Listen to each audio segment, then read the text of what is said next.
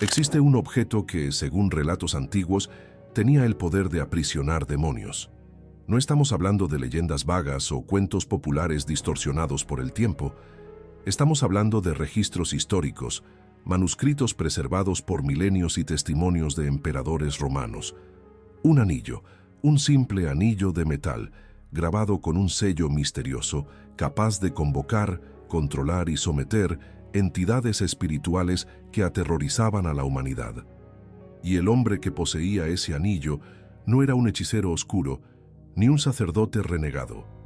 Era el rey Salomón, hijo de David, gobernante de Israel, figura venerada por judíos, cristianos y musulmanes.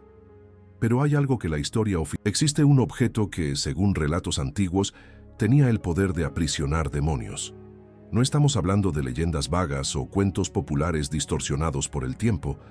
Estamos hablando de registros históricos, manuscritos preservados por milenios y testimonios de emperadores romanos. Un anillo, un simple anillo de metal, grabado con un sello misterioso, capaz de convocar, controlar y someter entidades espirituales que aterrorizaban a la humanidad. Y el hombre que poseía ese anillo no era un hechicero oscuro, ni un sacerdote renegado. Era el rey Salomón, hijo de David, gobernante de Israel, figura venerada por judíos, cristianos y musulmanes. Pero hay algo que la historia oficial nunca te contó sobre él. Salomón no fue solo un rey sabio, fue quizás el mago más poderoso que jamás haya existido. Pero hoy no estoy aquí para hablar sobre ese anillo, ya tenemos un video solo sobre él que dejaré al final de este video.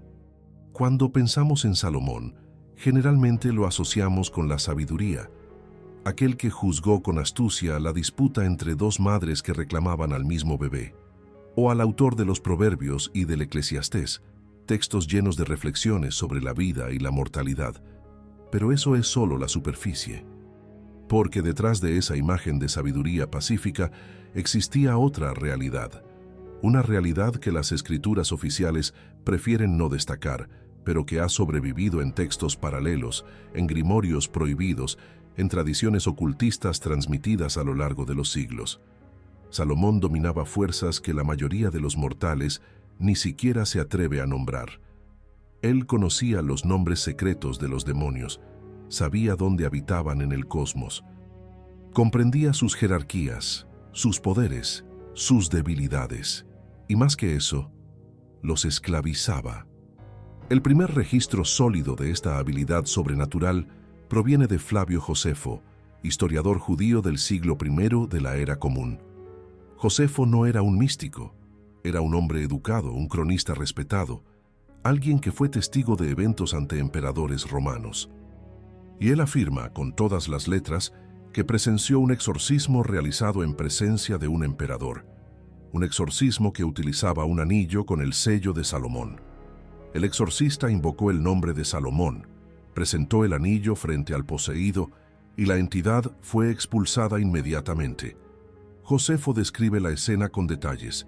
El demonio fue obligado a derribar un tazón de agua al salir del cuerpo, como prueba física de su expulsión. Esto no es folclore medieval.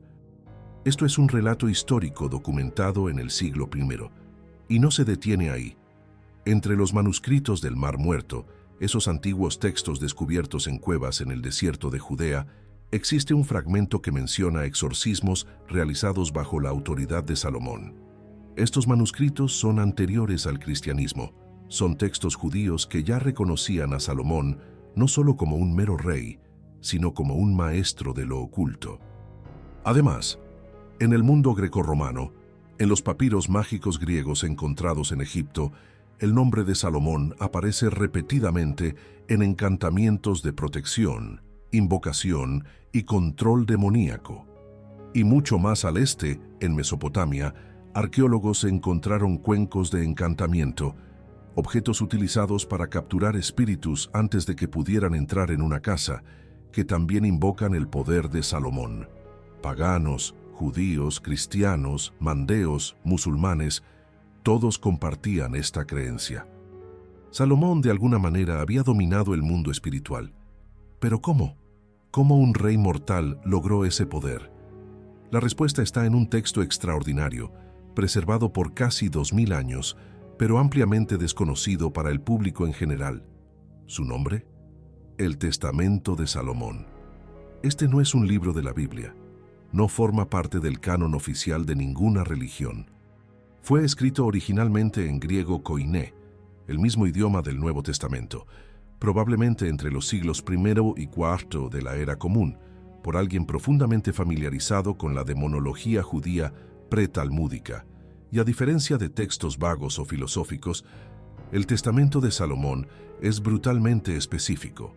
Él no solo cuenta la historia de cómo Salomón obtuvo el anillo mágico. Él cataloga, uno por uno, a los demonios que fueron capturados, interrogados y esclavizados durante la construcción del Templo de Jerusalén. Sus nombres, sus ubicaciones astrológicas, sus poderes, sus genealogías, los ángeles que podían derrotarlos. No es solo una leyenda, es un manual. Este texto sobrevivió escondido durante siglos, copiado y recopiado en manuscritos bizantinos, alterado y ampliado a lo largo del tiempo, hasta convertirse en una de las bases fundamentales de toda la tradición de magia salomónica que vendría después. Grimorios como la clavícula de Salomón, la Goetia y la llave menor de Salomón, textos que influyeron en la magia ceremonial europea durante la Edad Media y el Renacimiento, todos beben directamente de esta fuente. Pero el testamento original es diferente. No fue escrito como un grimorio de instrucciones, al menos no al principio.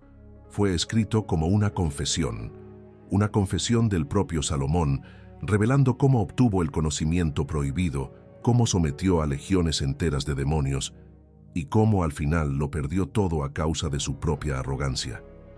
Entonces, ¿qué fue lo que realmente ocurrió? ¿Por qué Dios le entregaría a un hombre mortal el poder de controlar el mundo invisible? Y lo más importante, ¿qué revela este texto sobre la naturaleza de los demonios, sobre la construcción del templo más sagrado de la historia judía y sobre los límites, o la ausencia de ellos, entre lo divino y lo demoníaco? Porque hay algo perturbador en esta narrativa. Salomón no destruyó a los demonios, los utilizó. Los esclavizó para erigir un templo dedicado a Dios, pero al final de su vida acabaría adorando ídolos paganos dentro de ese mismo templo. El poder absoluto corrompió incluso al hombre más sabio de la tierra. Y todo comenzó con un anillo. Ahora, vayamos a la verdadera historia. La historia de cómo un simple trabajador, atormentado por una entidad nocturna que robaba su comida, le chupaba el alma por el pulgar y le impedía dormir, llevó a Salomón a suplicar a Dios por una solución. Y Dios respondió, no con piedad, no con protección divina, pero con una herramienta, un anillo de metal, entregado de las manos del arcángel Miguel, grabado con un símbolo cuyo diseño exacto se ha perdido y recreado decenas de veces a lo largo de los siglos. Un símbolo que hasta hoy nadie sabe con certeza cómo era, pero cuyo poder, ese poder fue registrado con una precisión aterradora, porque el Testamento de Salomón no es solo una leyenda. Es el punto de partida de toda la demonología occidental, y lo que revela va mucho más allá de un simple catálogo de demonios. El Testamento de Salomón es al mismo tiempo una reliquia histórica y un enigma. Nadie sabe exactamente quién lo escribió. El texto no tiene firma, no hay autoría declarada. Y esto no es accidental, porque cuando estás compilando un manual sobre cómo capturar, interrogar y controlar demonios, probablemente no quieras dejar tu nombre registrado para la posteridad. Imagina la Inquisición llamando a tu puerta. Entonces el autor permaneció anónimo, pero dejó pistas. El texto fue escrito en griego koiné, la lengua común del Mediterráneo oriental, en los primeros siglos de la Era Común, la misma lengua utilizada en el Nuevo Testamento, pero el contenido está claramente basado en tradiciones judías mucho más antiguas. Demonología pretalmúdica, nombres de entidades que aparecen en textos judíos arcaicos.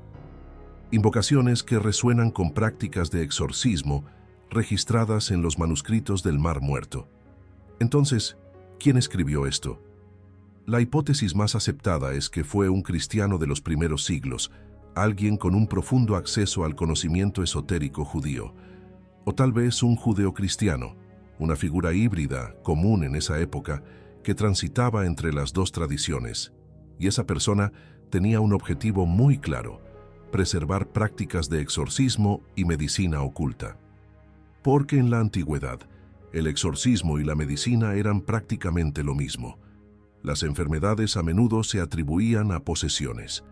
Fiebre alta, un demonio habitaba el cuerpo. Epilepsia, otro tipo de entidad. Locura repentina, obviamente, intervención espiritual. Y el testamento de Salomón funcionaba como una guía clínica para identificar qué demonio estaba causando qué síntoma y cómo expulsarlo. Pero aquí está el problema. Este texto nunca ha sido estático.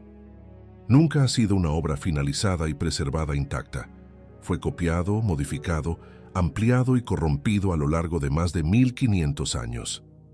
Imagina un juego de teléfono descompuesto, pero que dura siglos, pasa por decenas de escribas, cruza fronteras culturales y lingüísticas y va acumulando nuevas capas de conocimiento demonológico a lo largo del camino. El testamento que tenemos hoy no es el testamento, son los testamentos, en plural. Existen al menos 3 versiones principales preservadas en manuscritos griegos medievales y bizantinos, cada una con contenidos ligeramente diferentes. La versión más antigua parece haber sido una narrativa biográfica, la historia de Salomón y su relación con los demonios durante la construcción del Templo de Jerusalén. Pero a medida que el texto fue siendo copiado, comenzó a incorporar otras tradiciones. En algún momento, probablemente en el siglo III o IV, alguien insertó un catálogo completo de 36 demonios astrológicos, cada uno asociado a uno de los decanatos del zodiaco. Este conocimiento es claramente egipcio, no palestino, no judío, egipcio. ¿Y por qué es importante? Porque revela que el testamento no era un texto aislado. Estaba conectado a una red mucho mayor de prácticas mágicas que circulaban por todo el Mediterráneo oriental. Los papiros mágicos griegos, una colección de hechizos, encantamientos y rituales encontrados en Egipto, contienen prácticas casi idénticas a las descritas en el testamento. Mismos tipos de invocaciones, mismos métodos de control espiritual, misma cosmología demonológica. Era como si existiera una tecnología mágica compartida por diferentes culturas, y el testamento de Salomón era una pieza central de este sistema. Pero a medida que los siglos avanzaban, algo comenzó a cambiar. El texto dejó de ser solo una historia, dejó de ser solo un catálogo informativo. Él comenzó a transformarse en un manual de instrucciones, en la versión conocida como Recensión C, una de las 3 grandes variantes del texto. El lenguaje cambia completamente. Los verbos dejan de estar en el pasado narrativo y pasan al imperativo. Salomón hizo eso. Se convierte en haz eso. Fuerza al demonio a revelar. Es un cambio sutil en la gramática, pero monumental en el significado. El texto ya no solo está contando una historia, te está enseñando a replicarla. Y eso es exactamente lo que sucedió. A finales de la Edad Media y durante el Renacimiento, el testamento de Salomón se convirtió en la base de toda una tradición mágica, la magia salomónica. Grimorios como la clavícula de Salomón, el Gran Grimorio, la Goetia, también conocida como la llave menor de Salomón, y el tratado mágico bizantino llamado Higromanteia. Todos ellos descienden directamente de este texto original. Ellos tomaron los métodos descritos en el testamento, los sistematizaron, crearon sellos específicos para cada demonio, desarrollaron rituales complejos de invocación y transformaron todo eso en manuales prácticos para magos ceremoniales. Hasta hoy estas prácticas siguen vivas. Sociedades ocultistas contemporáneas, órdenes herméticas, practicantes de magia ritual, todos aún estudian y aplican los principios salomónicos que tuvieron origen en este texto de hace 2000 años. Y no son solo ocultistas oscuros. La masonería, por ejemplo, incorporó la figura de Salomón como símbolo central de sabiduría y poder espiritual. Los templos masónicos hacen referencia directa al Templo de Jerusalén y a la leyenda de su construcción. Aunque no practiquen magia demoníaca, reconocen a Salomón como arquetipo del maestro iniciado, aquel que ha dominado los secretos del universo invisible. Pero, ¿por qué se ha mantenido este texto en secreto durante tanto tiempo? ¿Por qué nunca entró en el canon oficial de las Escrituras, pero tampoco fue completamente destruido? La respuesta es simple.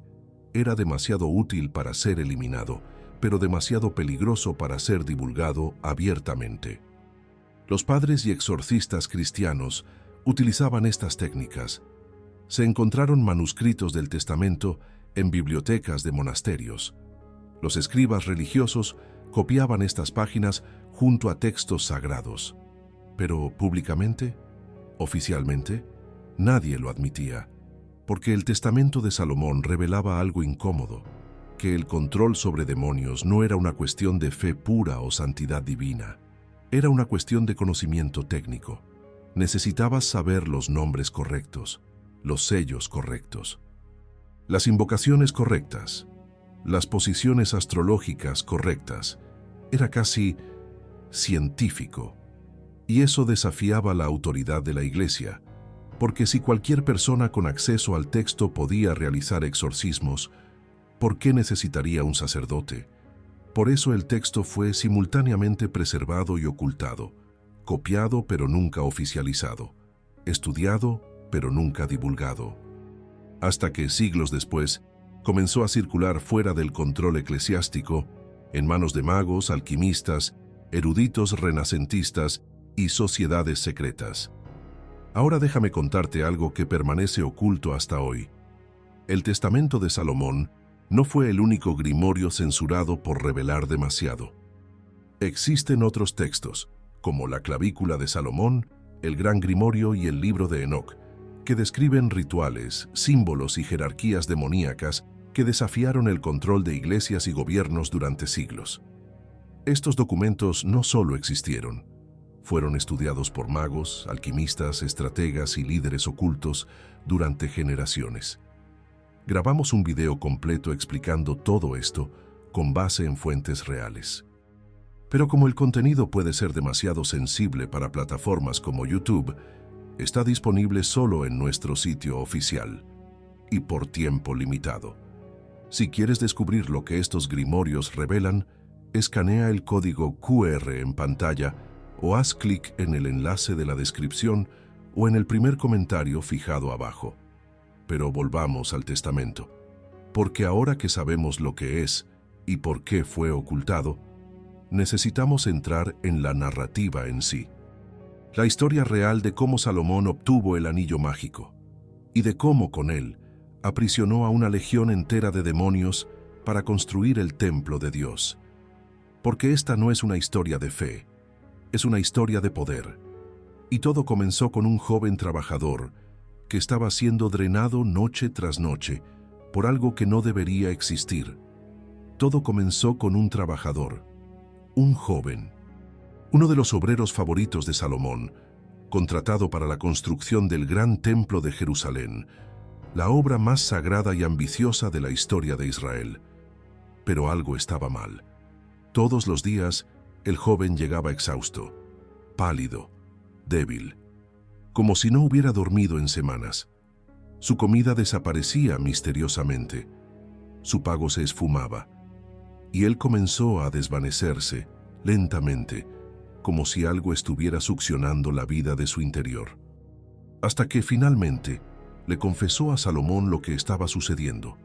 Todas las noches una entidad venía hasta él, un demonio, y ese demonio succionaba su alma a través del pulgar. Sí, el pulgar. Pero antes de que esto suene ridículo, vale la pena recordar que pulgar aquí probablemente es un eufemismo, un código, porque los textos antiguos solían usar metáforas anatómicas para evitar descripciones explícitas de naturaleza sexual. Lo que el texto está diciendo de manera velada es que ese demonio estaba atacando al joven de forma íntima, violenta, predadora, Y Salomón, al escuchar esto, no reaccionó con indiferencia. Él se puso furioso. Por razones que el texto no explica completamente, Salomón tenía un afecto especial por este trabajador y decidió que eso no podía continuar. Entonces hizo algo que pocos mortales se atreverían a hacer. Él suplicó directamente a Dios, y Dios respondió, pero no con misericordia, no con protección divina directa. Dios envió al arcángel Miguel, comandante de los ejércitos celestiales, el príncipe de los ángeles, y Miguel trajo consigo un objeto, un anillo de metal grabado con un sello, y ese sello, de alguna manera, tenía el poder de aprisionar demonios. El texto original no describe el símbolo del anillo con detalles, y esto ha generado siglos de debate, especulación e intentos de reconstrucción. Manuscritos posteriores intentaron dibujar el sello. Algunos mostraban pentagramas, otros hexagramas. Algunos incluían palabras en hebreo, otros símbolos geométricos complejos. En el Renacimiento, la versión más popular se convirtió en el sello de la Goetia, aquel con 2 triángulos entrelazados y letras místicas alrededor. Pero la verdad, nadie sabe con certeza cómo era el sello original, quizás porque nunca ha existido un solo diseño. Quizás porque el verdadero poder no estaba en el símbolo en sí, sino en el nombre secreto de Dios grabado en él, o quizás porque el propio símbolo era algo imposible de reproducir con precisión humana. Sea como sea, el anillo fue entregado al joven trabajador. Y esa noche, cuando el demonio vino de nuevo, el joven estaba listo.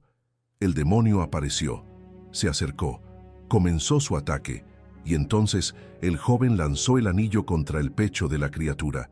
El efecto fue instantáneo. El demonio fue aprisionado, encerrado, inmovilizado por una fuerza invisible, y fue arrastrado, forzado, llevado ante la presencia de Salomón. El nombre de ese demonio era Ornias, literalmente, el atormentador. Y Salomón no tuvo piedad. Él interrogó a Ornias, exigió respuestas, y el demonio, incapaz de resistir al poder del anillo, se vio obligado a revelar todo: su verdadero nombre, su ubicación en el cosmos. Él habitaba la constelación de Acuario. Sus actividades: atacar a jóvenes hombres acuarianos que eran atraídos por mujeres de Virgo. Su genealogía: él descendía de un arcángel caído, uno de los primeros rebeldes que fueron expulsados del cielo. Y su debilidad: temía el fuego, temía el hierro, y podía ser sometido por el arcángel Uriel. Salomón escuchó todo eso, y entonces pronunció la sentencia: Ornias sería esclavizado, forzado a trabajar en la construcción del templo, obligado a cortar piedras, cargar materiales, realizar tareas manuales hasta que la obra estuviera completa. Pero Ornias tenía miedo del hierro, y en la construcción todo era hierro: herramientas, clavos, cadenas. Entonces Salomón hizo un acuerdo: si Ornias trajera a los otros demonios, si entregara a sus compañeros, él sería ahorrado del contacto con el metal. Y Ornias aceptó. Se convirtió en un delator, un traidor de su propia especie. Pero traer a los otros demonios no sería fácil, porque el siguiente en la jerarquía era el más poderoso de todos: Belcebú, el príncipe de los demonios, el señor de las moscas, el último de los arcángeles originales que cayó a la tierra. Ornias no podía simplemente capturarlo. Entonces Salomón invocó a Uriel nuevamente, y el arcángel convocó monstruos marinos, criaturas gigantescas de las profundidades, y arrojó el destino de Ornias al suelo como garantía. Lo que exactamente significa eso, el texto no lo deja claro. Tal vez era un ritual, tal vez una amenaza cósmica, tal vez una forma de chantaje espiritual, pero funcionó. Belcebú fue convocado, y cuando apareció ante Salomón, el rey hizo exactamente lo mismo que había hecho con Ornias: lanzó el anillo contra el pecho del demonio, y Belcebú, el príncipe, el comandante, el más antiguo de los caídos, fue aprisionado. Ahora Salomón tenía al líder, y con el líder capturado, Todos los demás demonios bajo su mando fueron obligados a comparecer, uno por uno, decenas de ellos. Cada uno fue interrogado, cada uno fue forzado a revelar su nombre, sus actividades, sus localizaciones astrológicas, sus poderes, y cada uno fue sentenciado a trabajos forzados. Entre ellos estaban figuras que se convertirían en legendarias en la demonología occidental. Asmodeo, el demonio de la lujuria, de la destrucción de matrimonios, de la perversión sexual, hijo de un ángel y una mujer humana, un nefilim demoníaco. Lilith, o mejor dicho, Obisut, como se le llama en el Testamento. La demoníaca femenina primordial, asociada a la muerte de recién nacidos y a la seducción nocturna. Onoskelis, una criatura con piernas de mula, seductora y mortal, que habitaba en las montañas. Lix Tetrax, un demonio de los vientos, capaz de provocar tormentas y destruir cosechas. Efipas, otro espíritu del viento, lo suficientemente poderoso como para levantar pilares gigantescos y controlar corrientes de aire. Cunopegos, el demonio caballo de mar. Sí, un demonio que tenía la forma de un caballo de mar, porque la demonología antigua no se tomaba las cosas a la ligera. Eenépsigos, una entidad lunar de 2 cabezas, femenina, que controlaba ciclos y mareas. Cada uno de ellos tenía habilidades específicas. Cada uno causaba diferentes tipos de daño a los humanos: enfermedades, locura, desastres naturales, vicios, posesiones, y cada uno fue aprisionado, catalogado y obligado a trabajar. Pero aquí está lo que realmente es perturbador. Salomón no los destruyó. Él no los exorcizó lejos de la tierra, no los sumergió en el abismo. Él los usó. Él transformó fuerzas demoníacas en mano de obra esclava para construir la casa de Dios. Piénsalo por un momento. El templo de Jerusalén, el edificio más sagrado del judaísmo, el lugar donde Dios mismo habitaría simbólicamente, fue construido en parte por demonios. ¿No es irónico? ¿No es una blasfemia?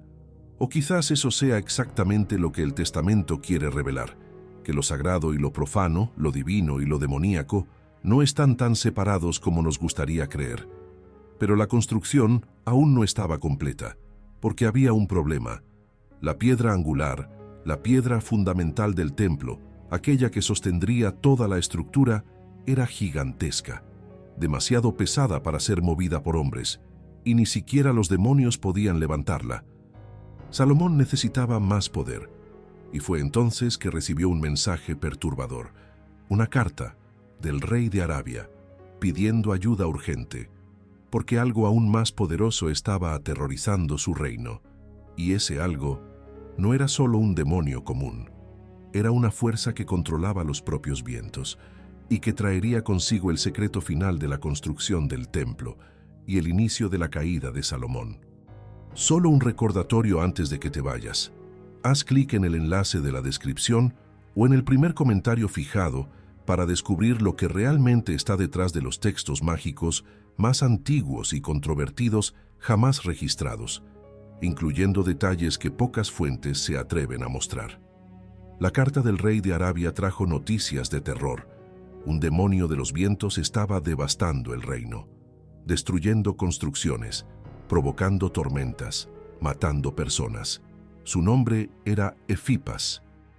Y Salomón no vio en él una amenaza, sino una oportunidad, porque si ese demonio controlaba los vientos con tanto poder, tal vez pudiera resolver el problema de la piedra angular, esa piedra imposible de mover que bloqueaba la conclusión del templo. Salomón envió a sus emisarios a Arabia, y capturaron a Efipas de la misma manera que a todos los demás, con el poder del anillo sellado. Pero Efipas no sería utilizado solo. Salomón lo obligó a trabajar junto a otro demonio igualmente poderoso, Abesitibod, el demonio del Mar Rojo. Ese demonio tenía una historia particularmente siniestra. Él era la misma entidad que los magos egipcios Janes y Jambres habían invocado cuando duelieron mágicamente contra Moisés y Aarón ante el faraón. Él fue quien endureció el corazón del faraón impidiéndole liberar a los israelitas. Y fue él quien lideró el ejército egipcio en la persecución de los hebreos, hasta que el Mar Rojo se cerró sobre ellos, tragándose soldados, caballos y carros de guerra. Ahora, siglos después, ese mismo demonio estaba aprisionado por Salomón, y juntos, Efipas, el señor de los vientos, y Abesitibod, el demonio del mar, levantaron la piedra angular. Más que eso, Abesitibod fue forzado a levantar un pilar colosal desde el fondo del Mar Rojo y mantenerlo suspendido en el aire, para siempre. Este pilar, según el Testamento, sería el origen de la Vía Láctea, esa franja brillante de estrellas que atraviesa el cielo nocturno, un pilar demoníaco, sostenido por pura fuerza espiritual, visible hasta hoy.